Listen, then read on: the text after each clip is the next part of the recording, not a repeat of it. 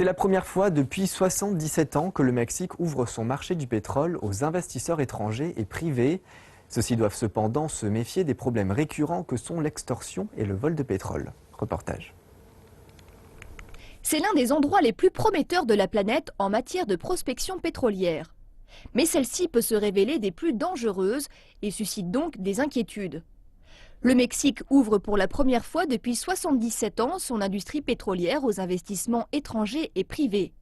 Reste à savoir si les investisseurs internationaux sont prêts à prendre des risques pour travailler dans ce pays. Des entreprises canadiennes et néerlandaises ont été les premières à décrocher des contrats onshore dans l'est du Mexique au début du mois de janvier. Mais ce privilège s'accompagne de certains risques. Cette région du Mexique est réputée pour être l'une des plus dangereuses au monde à cause du trafic de drogue qui y sévit.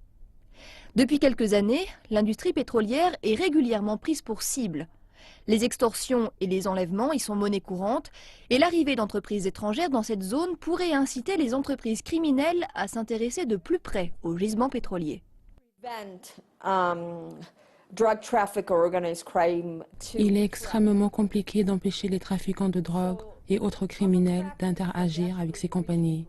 En général, ils passent un accord avec elles et les entreprises étrangères peuvent paniquer parce qu'elles n'ont jamais eu à traiter avec le crime organisé jusqu'à ici.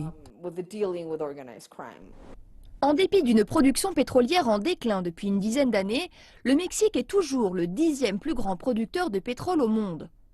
Et certaines zones sont encore inexploitées. Les entreprises étrangères estiment que ces champs pétrolifères vierges contiennent l'équivalent de 100 milliards de barils. Mais ce ne sont pas les menaces d'enlèvement ou d'extorsion dont doivent se soucier le plus les compagnies étrangères. C'est du vol de pétrole. Le gouvernement mexicain a révélé qu'1 milliard de dollars de brut avait été siphonné par des criminels en 2015, soit une hausse de 43% par rapport à 2014. Certaines entreprises canadiennes vont souffrir. Il sera trop dangereux et trop coûteux pour elles de rester dans ces zones où sévit le crime organisé.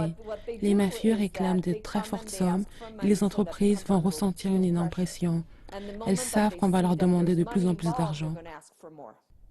Prenant sérieusement en compte ces problèmes de vol de pétrole et d'extorsion pour les compagnies étrangères, le gouvernement du président mexicain Enrique Peña Nieto a promis de protéger leurs intérêts.